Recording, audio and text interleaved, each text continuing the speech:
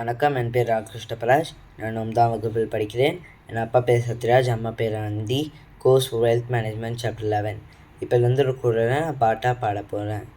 நல்லாற்றான் நாடி அருளாள்க, நல்லாற்றான் நாடி அருளாள்க, பல்லாற்றால் தேரீனும் அஃதே துணைங்க, பல்லாற்றால் தேரீனும் அஃதே துணைங்க.